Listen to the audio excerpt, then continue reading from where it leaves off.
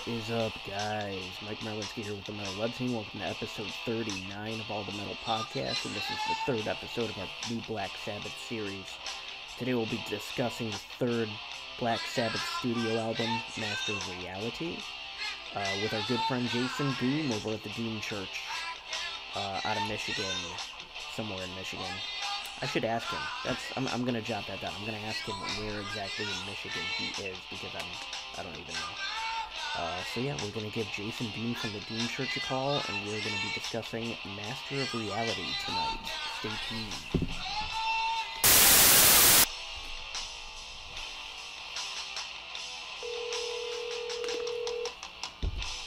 Hola. Hey, there's the guy. How are you? I'm doing all right, dude. Today was a good day, so. Yeah, tell me about it. What'd you do today?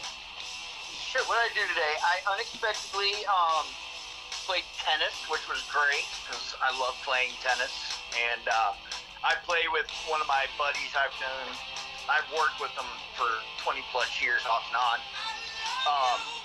But he's like 62, man, but he's in good shape. So we went out. Whenever we play, we do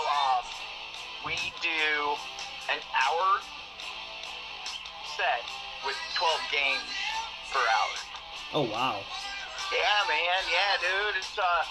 It's cool because you're not thinking I'm not looking at it as exercise. I'm looking at it as a game I'm playing that helps me stay in shape. Right, man. So, no, I love playing tennis, dude. It's, like we've played for, pretty much every summer for years. Yeah, I didn't expect that. I didn't, because I saw you post about it earlier. I didn't expect you to be a tennis guy. That's cool. I definitely don't fit the framework of it. But, like I said, man, it's just, it's competitive. It's enjoyable, gets me outside.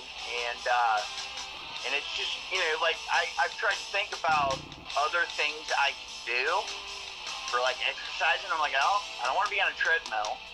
I don't want to be in a gym, so go out and fucking knock some. Yeah, I get some looks, dude, when I'm on the court, trust me.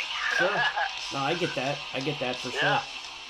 But, I did that, man. My kid came in town, so that was rad. We went to go see my mom and hung out with her for a while. And it's always cool to see my kids, so. I didn't know you had a kid. Really? What's up with your kid? I've got a 21, soon-to-be 22-year-old daughter. Oh, wow. It's crazy, right, dude? That is crazy.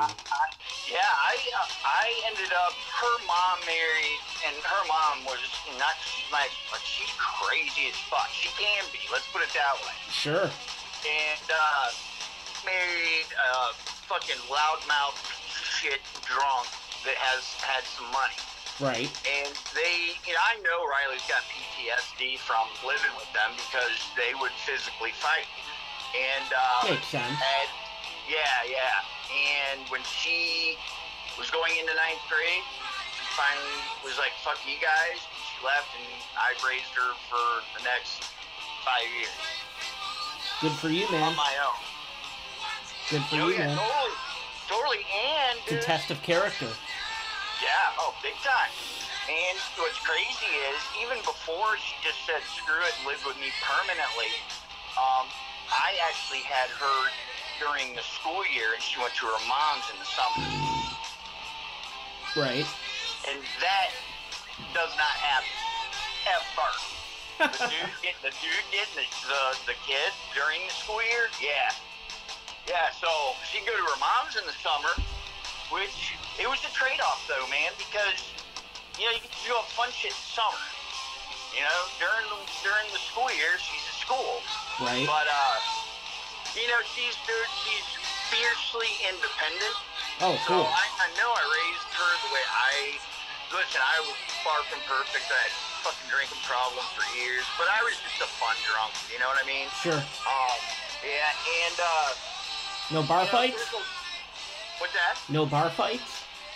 Dude, believe it or not, man, I've gotten in a couple, but, like, my one big fight was with, like, an old best friend of mine, dude. I got really good because of my size and my tattoos. I mean, I'm not fucking, like, enormous by any means, dude. I'm, like, 6'1.5". And, but I just talked a little crazy to people, and I found that it worked. And like if somebody was like wanting to fucking scrap, dude, I'd be like, listen, I got a cool beer over there on the counter waiting for me, man. So if we're gonna do this, let's get it out of the way. Mm-hmm. And that he usually made people go, okay, hold on. So he just wants to fight to get it out of the way so he can go drink his beer. Sure. Dude, I mean, the amount of fights I almost got in is huge, but I talked my way out of that shit. That's awesome. Yeah. You're a diplomat. It hurts to get punched. You know what I mean? Well, it depends on who's punching you. Well, absolutely. Well, it's true. That's very true. But yeah, dude, it was cool, man. Like I said, my kid is also my best friend. I mean, that's great. You know, I'm sure if people heard the way we talked around each other, you'd be like, what? You know, I raised her, man. So she's independent. She doesn't take no shit, and she's highly emotional like I am. Right. And, sure. You know, but she's a cool kid, man. She bust her ass. She moved out. I didn't ask her to. I didn't tell her she had to. But man, as the summer after high school, she moved 40 minutes away to the big city. She was out here. Cool. Yeah. So yeah, man, it was just, you know, good day, dude. Good day. I ordered, I had $30 on a gift card from Amazon, so I ordered, Mob Rules, I think. I just bought that record. That was the last record I bought with Mob Rules. Oh, no shit. Mm-hmm. Yeah, I was like, you know, because I'll be, you know, straight up honest, man. I mean, my knowledge of the Dio years is nil. I'm one of those people that, and it's not with every band, but I just never made the transition to the Dio Sabbath, because when I find something that, you know, I love so much musically, it's just hard for me to make that transfer over to somebody new. Yeah, you know? most of the Sabbath fans that I know don't know anything after Ozzy's first run with the band. Right, yeah. So it's interesting, whereas like I prefer Dio Sabbath. I think that's the best Sabbath. But I mean, hey, that's what's so great about this band is that, you know, they've got 51 years of history. They've got 7 different vocalists, I'm pretty sure, in the span of that time. And all these different eras and genres, subgenres to choose from. It's really cool. Yeah, man, they're just fucking great. You know what I mean? It's just, you know, they're a great band, and you've got, you know, excluding Ozzy, you know, when they went to the other direction, you know, went with somebody else, they are, you know, hands down some of the most talented musicians that will have ever lived. So, right. You know, I mean, you know, and you can look at it, it's really weird to me because, if you look at, like, kind of the 3 or 4 really big bands, from the early times, like Sabbath and Zeppelin, it's like, that doesn't happen often to be that good. Because, like, how long was Sabbath together, you know, before, they, like, made the first album? Oh, I don't think it was long. I don't remember exactly how long, but I don't think it was long at all. It wasn't long, exactly, dude. They had a live set. They you know, they threw together a live set, and that ended up being the album that they recorded in a day. Yep, exactly. So, if you think about it, you know, I mean, that's amazing. You know, it's not like these guys were treading the bar scene for 5 or 6 years until they got discovered, man. They were just that talented. Boom. It's like they happened. And I'm not, you know, man, I'm not a god, dude. If there's anything that would ever make me question my beliefs of being an atheist, it would be like, how, you know, is it even possible that these 4 dudes just kind of came together and created this unbelievable fucking music? You know, it just, you know, Tony getting his fingers chopped, and, you know, and these 3-4 random dudes get together, and within what? Let's say 6 months, they put out 2 albums in 1 year that are some of the best albums ever made. It's crazy. Yeah, and those were the times too. I feel like in the early '70s, you know, there weren't as many bands, you know, turning heads. Well, I don't know what the I don't know what the English scene was like, but I do know that, you know, in that time period, you know, heavier rock bands were fewer and further between, and like, right? yeah, and you know, like record labels were looking, they were hungry, and like record deals mattered more back then, and you know, physical media obviously mattered more back then because that's all there was. And no, it's really cool. Like Black Sabbath was a whole experience. And you know, we're already on the 3rd episode. We're talking about Master of Reality, and we are only up to July 1971. Yeah. So here we are. We are going from February 1970 through July 1971. So just a little over a year. You know, a year and 5 months, like a year and a half. Right. That's insane. We're on the 3rd album. Yep. So, first thing I was actually going to ask you, it's not what we reviewed earlier today. Actually, I was doing my little intro, and it occurred to me I don't know where you're from specifically. So, where in Michigan are you located? I am in Muskegon, Michigan. We're a little, I'd say, like right below halfway up the Midlands on the west side. Okay. And we're, you know, the closest point of reference to the big city is Grand Rapids, and that's like 35 minutes away. Oh, okay. Well, like from where I'm sitting right now in my house to one of the finest beaches in the world is 10 minutes away. That's cool. Yeah, it is, man. It's very sought after sand. It's the only place you can get it.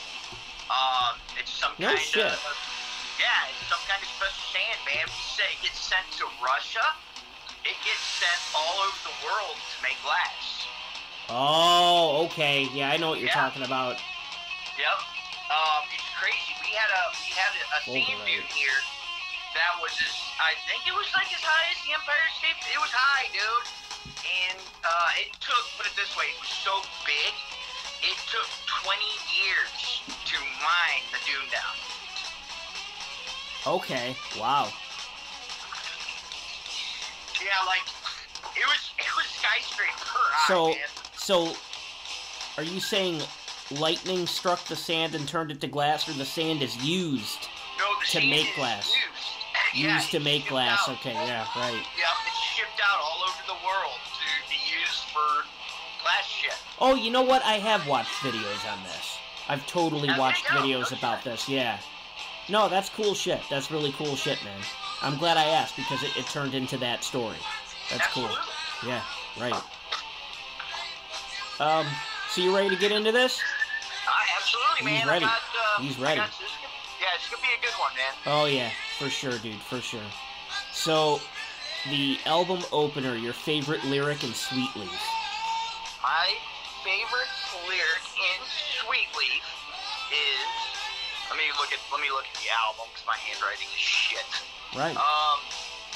Straight people don't know what you're about. They put you down and shut you out. Gave to me a new belief, and soon the world will love you, Sweet Leaf. There you go. The official weed anthem of metal to this day is Sweet Leaf by Black Sabbath. Absolutely. So, is Master of Reality too short, or is it just right? You know, it's kind of difficult, man. You know, many times I'll put the record on and then I will lay down on the couch getting ready to groove, and it's like it almost seems like I got to get up and flip it as soon as I put it down. Right. But when you look at the quality of what's on it, it's perfect. Because I mean, it's almost like if there was more, it would be almost too many to try to appreciate. Because each song, man, you know the album, it's boom, boom, boom, boom, boom, boom. You know, it's all good. Yeah. You know, so I think it's a really, I don't think, you know. It's a perfect album. it's a perfect album, and like any less or any more would taint it. Absolutely, I agree. I totally agree with that. And look at the newer band, All Them Witches. Mm-hmm. Every single song, every album they put out, I think it's 5 now, 5. Each album only has 8 songs. Right. Very Sabbath-like too. And on Master, I even like the short the there's interlude type stuff. Yeah. There's that segue track. I think it's Embryo. Yeah. It's just that it's got that. I don't want to say hit. It's a cool acoustic guitar vibe, but it's got that it's got this classic hippie vibe to it that you can't hear anymore because it's specific. That acoustic guitar vibe, like that style is dated. It's like specific. It's specific to that time period. So you just can't. I don't know. I don't think we'll ever hear anything exactly like it again. Well, on top of that, for me, I'm not a big fan of interludes. I always think it's, filler or, they heard, but then I start thinking about it and I'm like, when they're sitting there fucking around, and Tony's just dinking around on his guitar playing riffs, and, those songs are probably, that the riff was so cool that, they were like, just do an instrumental and focus on the music, Right. Beef up the album a little bit while we're at it. I think a lot of people consider Solitude to be filler as well, just because it's a clean guitar song and, I think that song ended up having more thought put into it than Iommi originally intended, because that was the song that drove Ozzy nuts. Like, that was the song Ozzy could not get the timing down for. Right. It's got that, I don't know if it's in 3/4 or if it's a little progressive, a little off time to it, but it's got this, it's got this sway to it. And I guess Ozzy just couldn't nail it, and they were just mocking him so hard because he couldn't get the timing on it. And I just think that's cool, because a lot of people hear that song now, you hear the finished product and you're like, oh, this is boring, or that's bullshit. But I mean, I like to pick things like that apart even, because you strip the vocals away, try writing to it. Imagine if there were no vocals or lyrics written for it, you just get the instrumental, try writing to it. What would you do with that? It's pretty cool. Solitude is it's a fucking great song. I mean, it was so obviously back then new at the time, but even now, man, it's like I would think that this would be cheesy as fuck, but it's not. It's incredible. Yeah, it's a flute of some kind, right? What is the other instrument there? Do you know? Do you know what they used? Because I don't. You know what? I'm drawing a blank. I want to know. It's got a great sound. I want to know. I just thought of that now. I want to know exactly what was used on that track. Yeah, I would be interested too. Right. I mean, I think it's a little too much for a pan flute. Right. So yeah, it sounds woodwind to me, but I mean, I don't really. Yeah, let's see. Yeah, let's look that up, man. I am gonna look that up because I'm pretty curious about it now. Yeah, thinking about but it. my final on that is it's a perfect length of an album. I think because it's such good quality songs that it's a lot to absorb, and then if there were 2 more songs on it, it'd almost be too much because I mean, soak up a song like Solitude, man. It's cool stuff. Mm-hmm. Oh, okay. Yeah, it's, I found the tabs. I found the flute tab. Oh, really? No shit? Yeah. Shit. That's cool. Yeah, flute pulls and... Alright, well, we don't have to waste a ton of time on this, but yeah, I'll probably dabble, just because it's there. Okay, so... We're plugging record stores, so I'll start with Music Matters, run by Rob Burke in Niagara Falls, New York. Nice. Go there most days of the week that they are open, and yeah, I'm pretty sure that's the only place I've found a lot of fucking bands without having to ask for special orders. I mean, we were just talking about Bat Salad. It was so funny. We were just talking about Bat Salad, and like, I had trouble like picturing it. And I went to Music Matters a day or two later, and it was the first record I saw when I walked in. That's like, incredible. Yeah, he's just got everything, like the CDs, tapes, and records too, and like old band shirts and, you know, live music DVDs. He's just got. You gotta dig for the stuff though, because like it's aside from the record racks and the CD racks, it's pretty disorganized, like shoved in bins. But if you got an afternoon and you're willing to dig, you can find anything you can fucking think of, going back like throughout the history of music. It's really impressive. That's awesome. So that is, I guess that's your cue to plug Third Coast Vinyl. All right, on. Yeah, actually we got good news, man. Paul, who owns Third Coast Vinyl in Muskegon, is going to open his doors starting March 23rd. Fuck yeah! Yeah, a lot of places are reopening in a couple weeks. Yeah, I don't think they have a lot of options because I think there's going to be more people that own a store that are going to be that are willing to open up than there are people that really don't want to yet. Sure. And so they kind of have to, unfortunately. Right, and I think with more and more people getting vaccinated, like all the governors are starting to get a little more lax with the restrictions. I saw that. Yeah. I saw that in Texas, everything was lifted.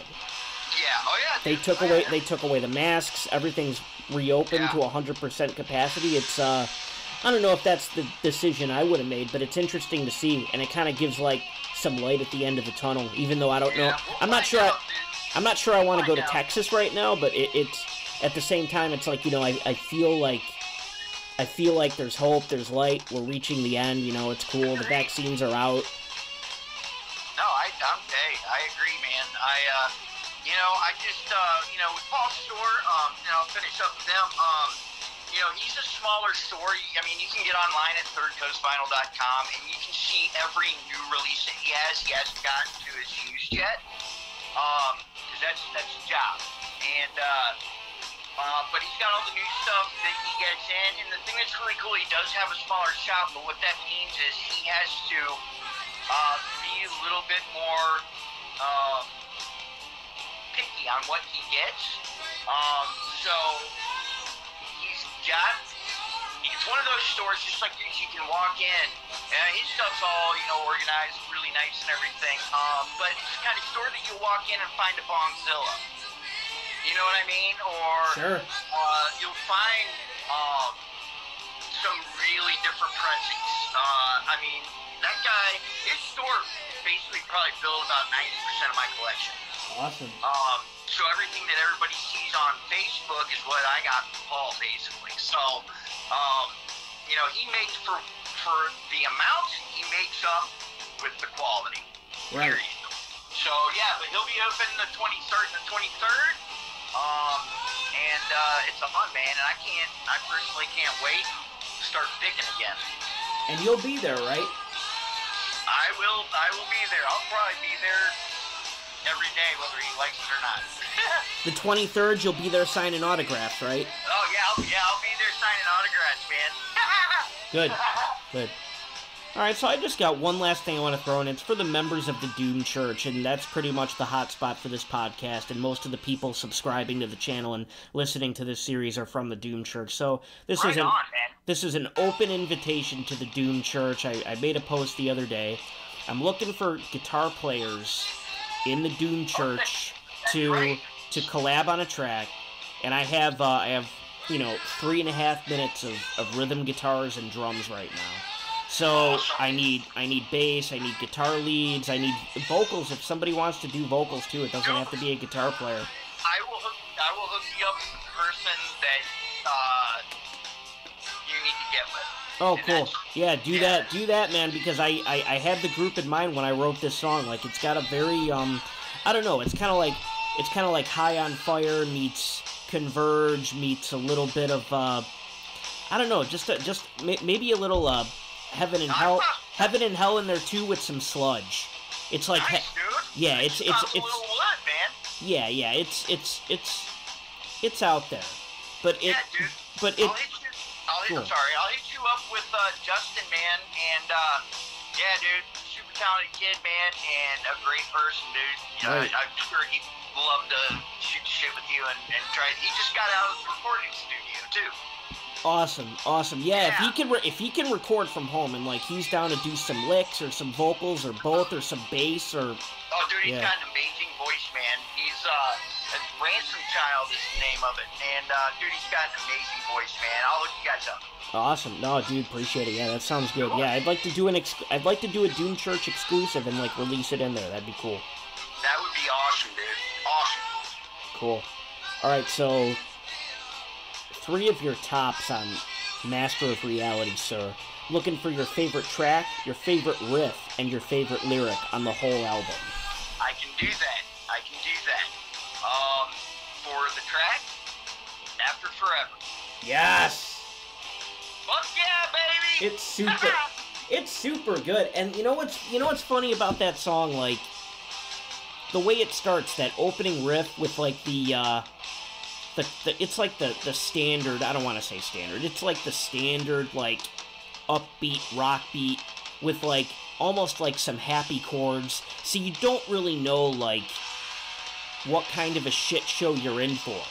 Because like After Forever starts off, like, in my opinion at least, super fucking happy, and like every time I hear that opening riff I imagine like a montage, like kids getting let out of school early and everyone's all excited because it's the fucking weekend.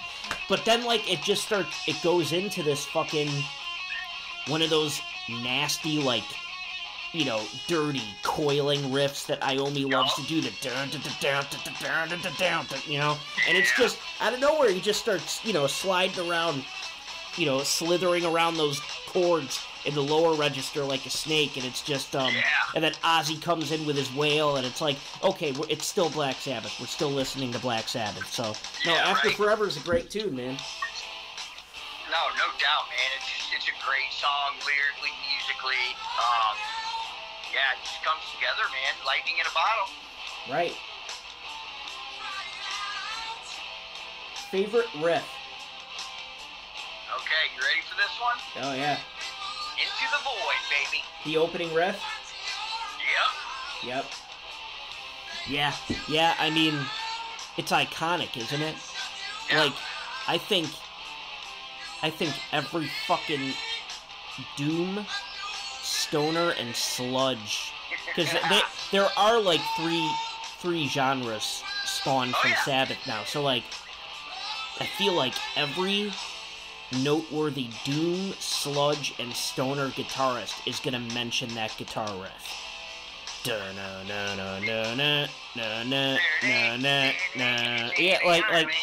Yeah, I think everybody like who plays anything close to that style is gonna say that riff. And like it's like it's fucking iconic. It's like, but like it's got this swagger to it too, you know. It's like the bad guy walking in the room. It's like somebody's entrance music.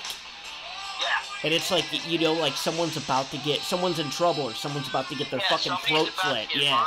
Right. Yeah. Such a cool riff, man. I mean, it's right before, you know, I wanted to really kind of, you know, I dug into it. I've dug into it a million times, but I dug into it before you called. And, you know, and I went song to song, you know, picking it up, going to the next song. So I wanted to hear all the opening riffs. And that, man, just pops off that album. Yeah. It's one of the heavier, filthier, dirtier riffs. I mean, you got Sweet Leaf, but man, you know, yeah, the opening riff in Sweet Leaf is really good too. That's a great way to open an album. It really is. It really is, which we're going to discuss in a minute about the opening. Oh, yeah. Lyric? Favorite lyric. Okay, my favorite lyric. Oh, man, hold on, dude. Where did it go? I know what it is. Well, I'll read it, dude. Got my apologies for the memory. But anyway, I think it might be, is it After Forever? I don't know. when you think about death, do you lose your breath, or do you keep your cool? Would you like to see the Pope on the end of a rope? Yeah. And yes, I would. Yes, I would, now that you ask. Yeah. You know, and for him to say that, like, you know, that's ballsy, man. And, you know, and once again, going back to After Forever, man, you know, it shows you the power of that song. But yeah, I mean, a popular band in the spotlight saying some shit like that about the Pope 50 years ago. 50 years, that is absolutely ballsy for 50 years ago, man. I would agree, man. I mean, because they say, would you like to see the Pope on the end of a rope? Yeah. You know, and you know, when you think about it, if you remember, like, Sinead O'Connor on Saturday Night Live ripping up the Bible, and what a huge deal that was. And then you look back, you know, what, 20-some years? Mm-hmm. And they're talking about hanging the dude. Right. Yeah, man. And it stands out. That line, also, it stands out from all the others, man, because it's you know, they talk, you know, a lot of fantasy in all their songs, and all of a sudden, you're getting smacked in the face with reality, and you're like, holy shit, did you just say that? Right. Holy shit, man. Yeah. Good choices. Thank you. Good fucking choices, man. So, we've both been reading into this. I think a lot of people have been reading into this the last couple of days. So this is, I guess this is something of a news segment. So, it's come out that Geezer Butler invented the devil horn sign in metal. So, I saw that. Is this satire? Or is this, like, because I've seen some photographic evidence now, but it could still be a form of satire. Yeah, I've seen the picture. What are your thoughts on this? Whereas, you know, Dio said he got it from his grandmother, and, you know, a lot of people just jump in and say that the Italians invented this. But, so what are your thoughts on Geezer Butler's claim? Because if you remember, we got this a few years ago from Gene Simmons as well. Yeah, that's right. You know, I think for all of us, thought the same thing. It was because every story we'd ever seen, it was wrong. It was Dio, and it was an Italian. What was it? Something about some lifting a curse or protecting you. So I kind of have a feeling that he's probably done that his whole life because he grew up with it. Mm-hmm. But you know, if it comes down to it, and let's say that photo is real, well then I guess Geezer gets it. Right. Sure. You know. Sure.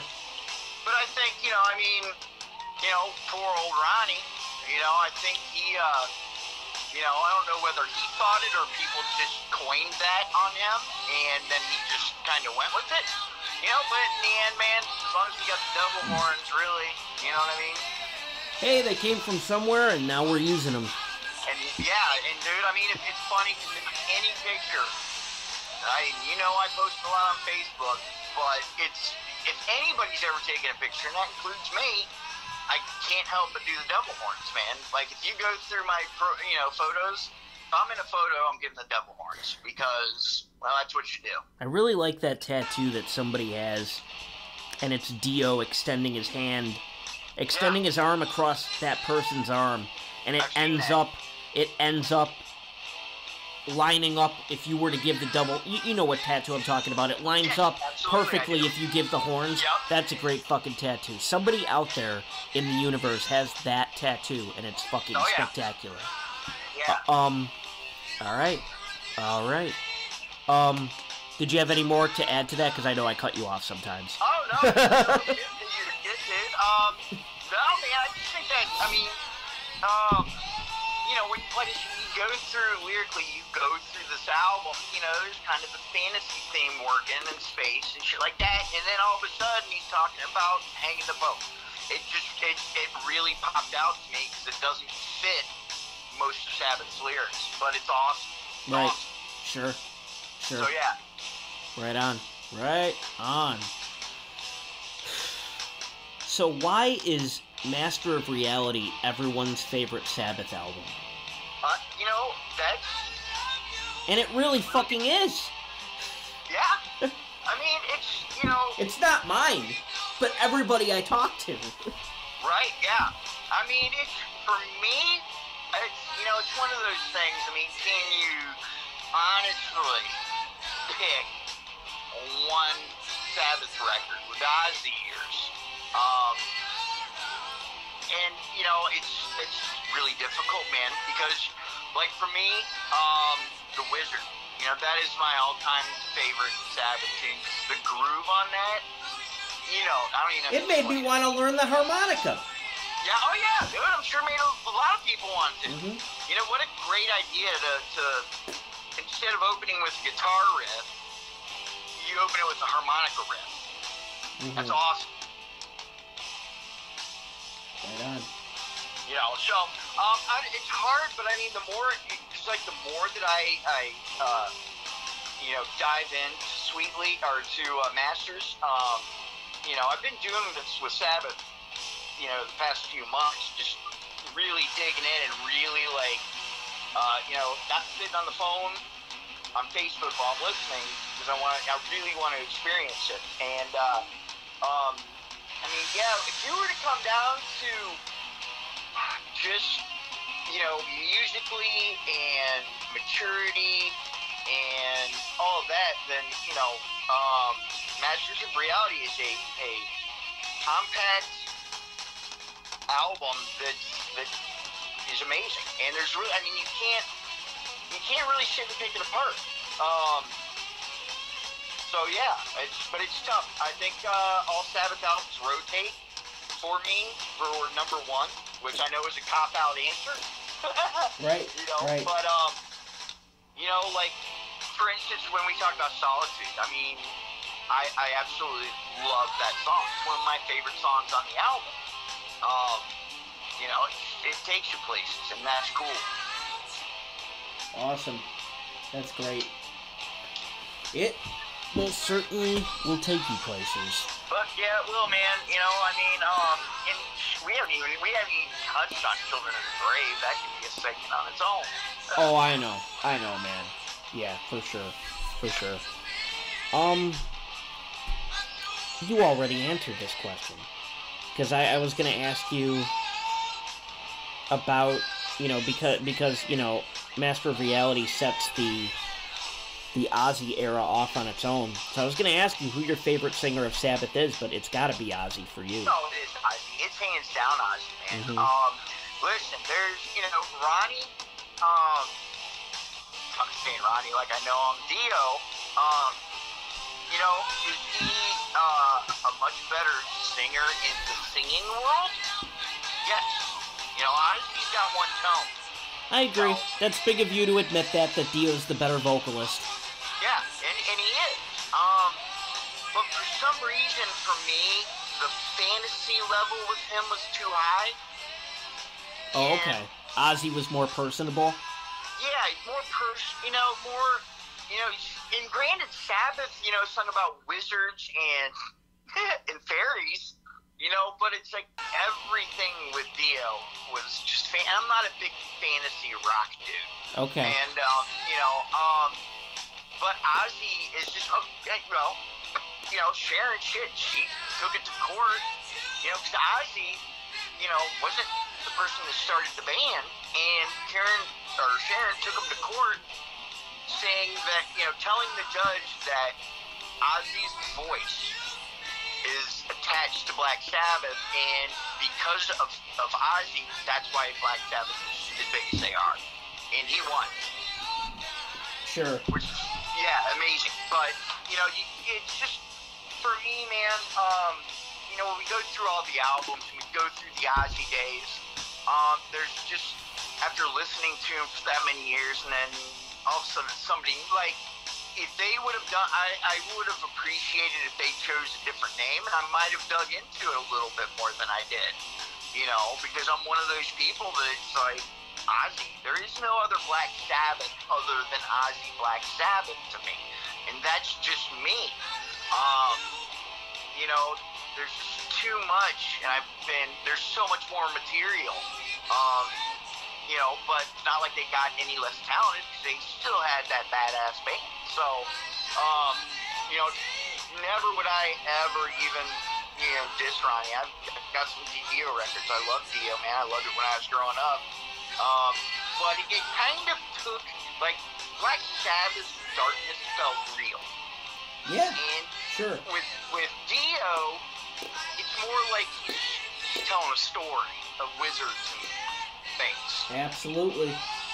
So I don't know if that makes a lot of sense, but that's how it goes for me.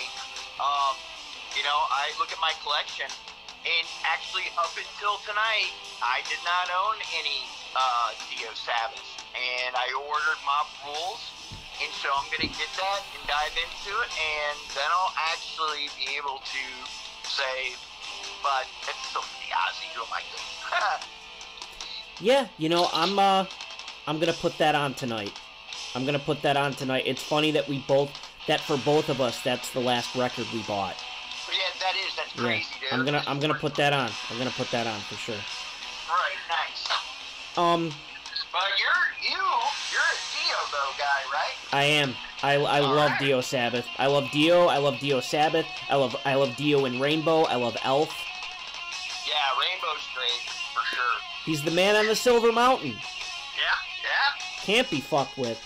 No, it's great. So yeah, again, not what I was gonna ask you next, but you brought up something that kind of intrigued me. So did you want to talk about Children of the Grave? Yeah, if you want to. Go. If you want to dissect that song, I'm all about it. Go for it. Oh no, I'm not. I'm good for right now. I'd have to sit down with that song specifically. But you obviously love that song because you brought it up and said it could be its own segment. No, absolutely. Mm-hmm. It is. It's a cool song, man. It's a creepy song. Yeah. And beyond the title, like the riffs and lyrics, it's another dark, creepy, ominous Ozzy song. Ozzy being a fucking creep, doing his thing, and Iommi doing another coiling snake riff, around some melodies and stuff. It's pretty cool. Yeah. Very unique. Nice. Cool. For sure.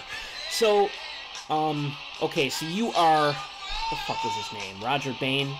Thinking of the producer. Anyway, so we'll just say his name is Roger Bain until somebody corrects me. So, okay, so it's 1971, and you're Roger Bain, and you're producing this record. Do you agree with the decision? Are you going to be the guy who hears Tony Iommi coughing when he's passed a joint, and are you going to record it? Are you going to loop it and put an effect on it and then open the album with it? Do you agree with the decision to open the album with the cough? I'd be proud to say that was my idea. Is that something you do? Like, that's what I'm asking you. Is it something you would do if you had to make the decision? I mean, absolutely I would. I mean, I would,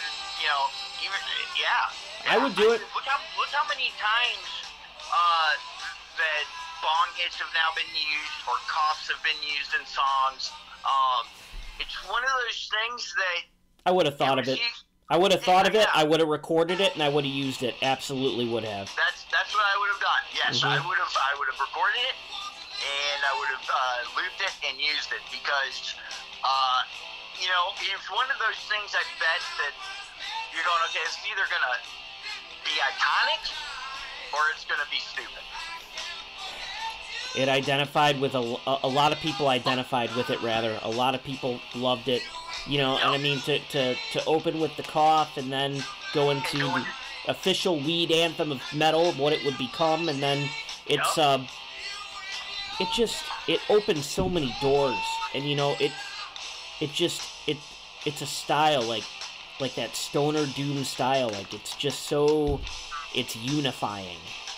Yeah, it creates a mood. It created like this blood unity between a lot of people, and that's really fucking special. And why not showcase that and like let people know right out the gate that this is what this album is about. It's about getting high and then being creative, and then playing, recording, play your instrument, record an album, or just get together with your best friends and do something positive, and let the world fall apart around you, but you're having the time of your life because you're with your best friends, That's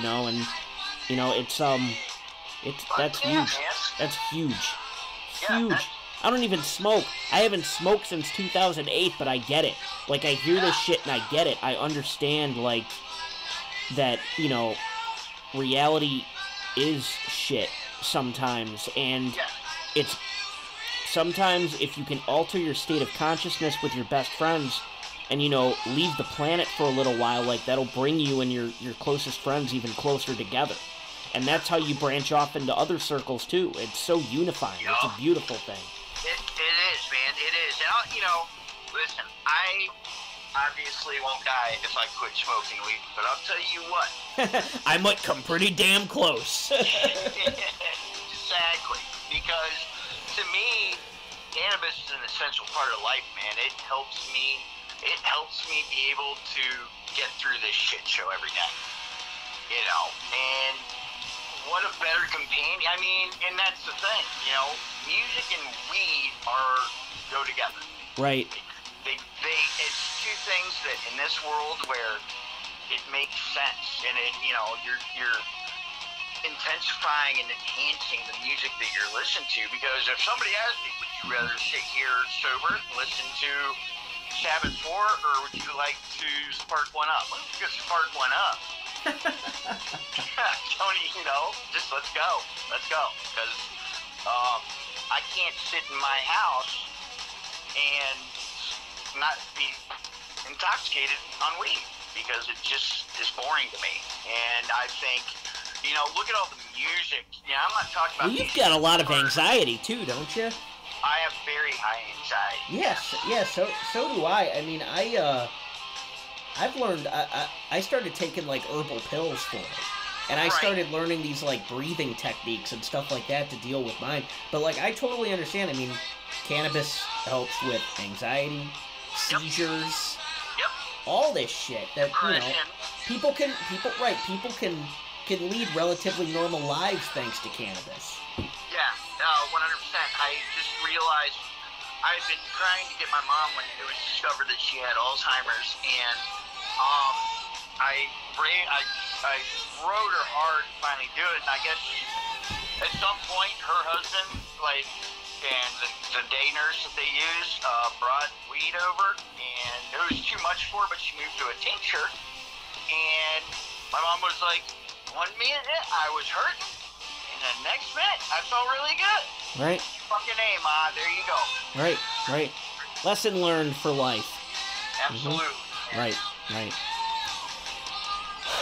Okay, so put Sabbath out of your mind for a moment with this next one. So, name the first band to come to mind that you feel was directly influenced by this album. Someone you listened to regularly, and, like, you heard them for the first time and you were like, this is a Sabbath band, or like a Sabbath clone, or like these guys were listening to a fuck ton of Master of Reality, like. Yeah.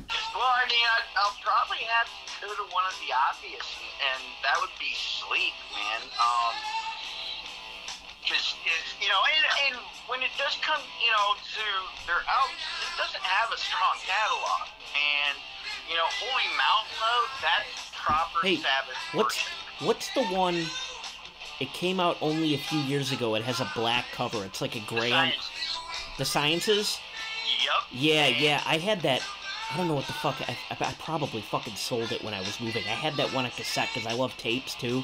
I had The Sciences on tape because I was at Amoeba Music in Hollywood, and this heavy shit came on, and I already knew the band Sleep, but I just kind of listened to them in passing, and this fucking album came on, you know, over the PA, and they had this little stand set up that, you know, that they would, you know, put the album in the slot. This is what's playing right now, and I found and I saw the cover of that album, and I was like, I bought the tape that day, and I just listened to it for like a week, and it was my first real, like, it wasn't the first time I listened to Sleep, but it was the first time I, like, checked them out intentionally and, like, really picked apart an album.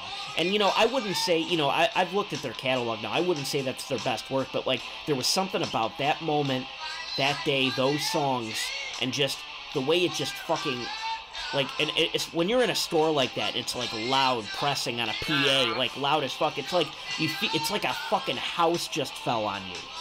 So I'm like, it's it got me into sleep. You know, just going to a huge fucking record store and just hearing it blasted from over my head, you know, because that's sonically, that's what that band is. It's this immersive thing. You don't just listen to it, you fucking swim in it.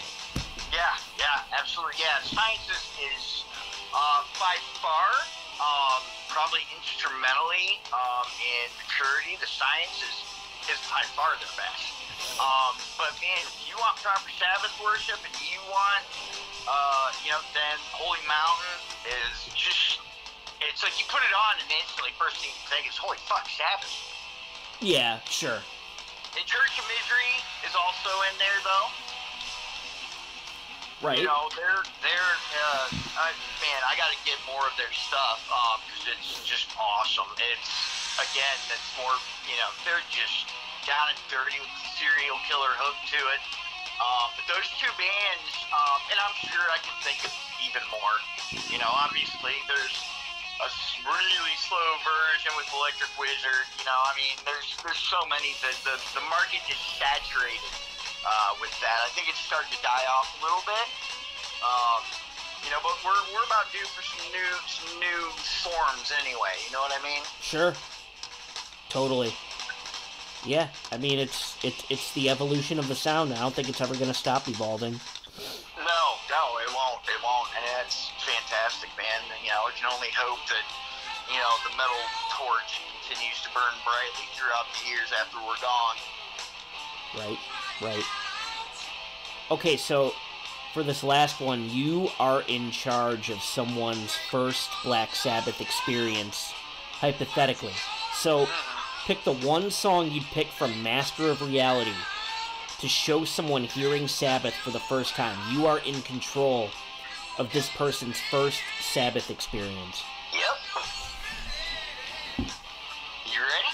I'm ready. I'm going with Into the Void, man. Yeah. I mean, if we're talking this album, either... Oh, are we talking all time? No, this album. Oh, okay. I was gonna say, and I might ask a similar question going forward, depending on the album of the episode. But I mean, I would go with the opener or the closer, because they're both big, iconic singles when I think about those guitar riffs and those lyrics. So yeah, I'd say either Sweet Leaf or Into the Void. Those are the two I always get stuck in my head. Yeah, I mean, Sweet Leaf is the, it's the obvious pick for me, I feel, and justly so. That Into the Void, it's just that, it's, if that opening riff doesn't grab them, then they need to move away from Sabbath. I'm gonna try to learn that too. I've never even attempted to play that, but we've been talking about it the whole night. So I'm gonna attempt to learn that, and if I figure it out, I'll drop another video in the group. Oh, awesome! Heck yeah, man! Heck yeah, because it is. It's to me, it's one of their more dirty riffs. You know, I mean, that riff has swagger all of its own. Yeah, for sure. That's a cock and ball riff right there, man. You're walking down the street, that's playing behind you, man.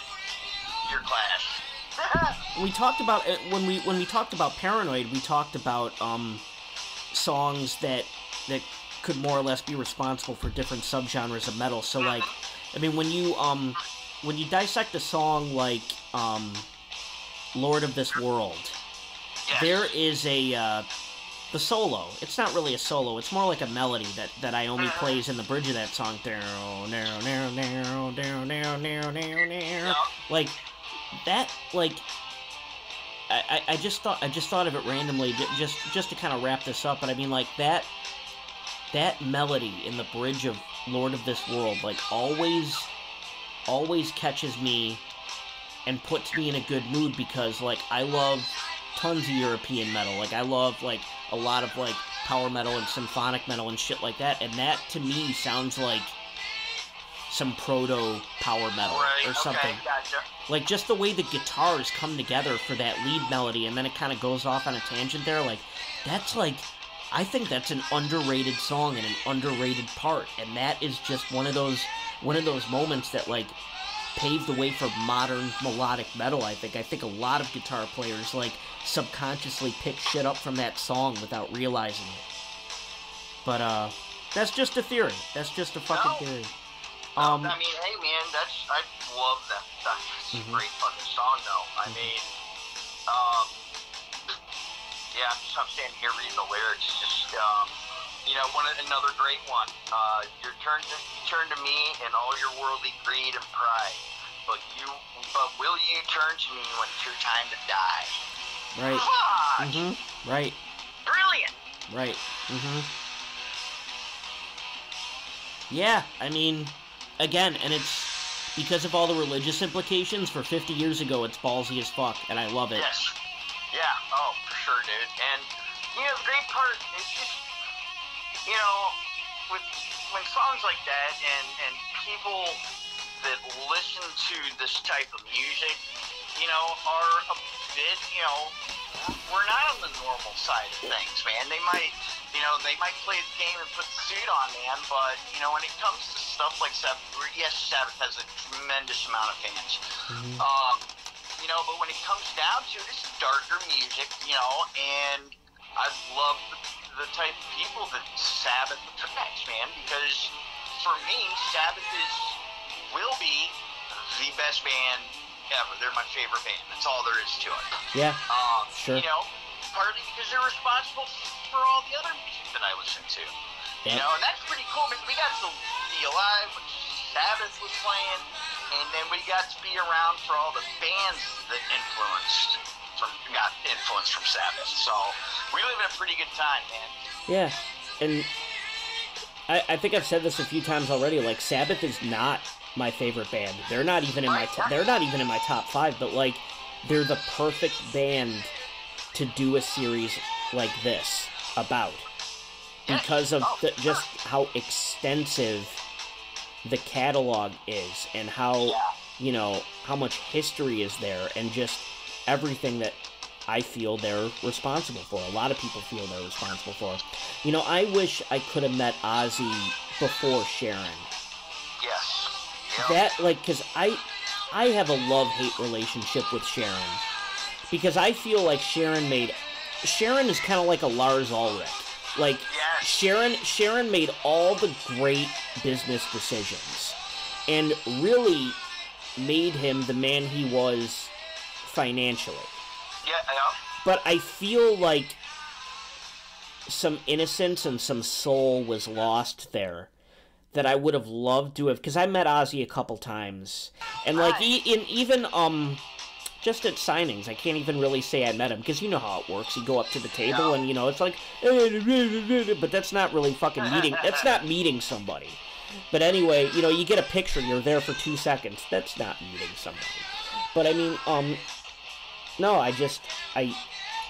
and I know, it's been widely stated that Ozzy wasn't writing the lyrics back in the day for Sabbath or whatever, but I mean, just like, his presence there, and just the innocence of the Birmingham boys, and with everything going on in the world at that time, like, I don't know, I would have loved to have met guys like that in their prime, at the start of their careers, before they could be just fucked and corrupted by the money and the politics of it all.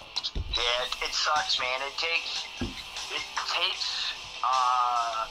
the soul out of it. That's what it does. Because, they all become bands, or, when bands become big, they become a business. Metallica is a business. They have been a business for years. Sure. But some people can, those guys, I mean, I don't think, greed has ever been an issue with Metallica. And through their foundation, I mean, I went to welding school because of them, but when people get to that, level of money, they're either going to be cool or they're not. Sharon's not. She do anything she can for whatever she can. Dude, she knew exactly. She saw in Ozzy what the companies did. She knew that was her fucking meal ticket, and there you go. Right. And, I think you said this last episode, and you're absolutely right. It's the difference between Ozzy and Sabbath, because, like, Ozzy stayed on top. his entire career. Yep. But Sabbath didn't. No. Sabbath had peaks and valleys. And Ozzy never really did because Ozzy had someone driving him. And, yeah, that's good and bad, man. You know, you gotta toast to the man's success, but at the same time, like, I don't know. I kind of wanted... I'll always have that dream to meet the untainted version of him, you know? Yeah. No, I would agree, man, because, you know, and, you know, there's obviously, you know, repercussions from all of this drug and alcohol use. You know, but the thing that's crazy is, you know, he needed, you know, whether we like it or not, Sharon, you know, was doing what she did from the beginning. Ozzy needed that, though, man. That guy could not do, like, normal adult shit. He doesn't know how. Sure. He doesn't know how, man. That guy was young and was flooded with money, then broke back up. He needs that. You know, it's not like I know him, but just he looks like the type of person that he needs that 24-hour assistance, or it's not going to get done. Right. Because he simply probably doesn't know how to do it. Because his whole life, he's had other people do everything for him. Sure. Car insurance. You know what I mean? All the little stuff. But yeah. Right. I'm off track. Sorry, dude. But no. You're on track, actually. Okay, good. Right on.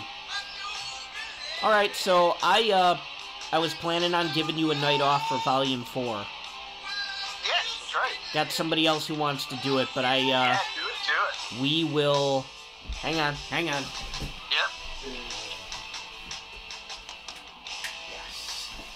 Alright, I just didn't want to fuck up the order. So, you and I will reconvene for Sabbath, Bloody Sabbath. What's that? Say it again? You and I will reconvene for Sabbath, Bloody Sabbath. Oh, right on, dude. Yeah, but I'm going to be doing Volume 4 with Riley from the webzine. That should be an interesting one to get somebody different on here. So we'll keep it fresh. I got a couple co-hosts lined up for the most part, like, I'd say you're doing like 85% of them. Yeah, cool, man. Yeah, I dig it, man. As long as you dig what I'm doing, dude, I'm good. Oh no, I think it's getting better. Ask the Doom Church. We'll put a question out to the Doom Church, but no, I think this is getting better each time. Honestly. Yeah, I do too. Alrighty. Will you have yourself a great night, and I'll post this up soon, and we'll get some opinions. Right on, buddy. Have a good one. All right, you too, man. Bye-bye. All right, later, bud.